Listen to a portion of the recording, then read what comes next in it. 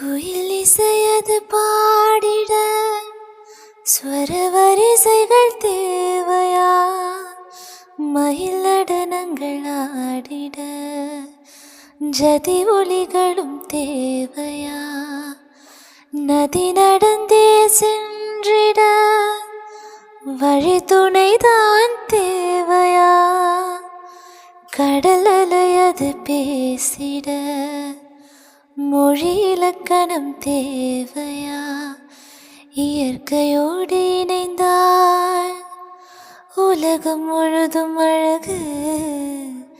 கவலையாவும் மறந்தால் இந்த வாழ்க்கை முழுதும் அழகு. கமதனிசா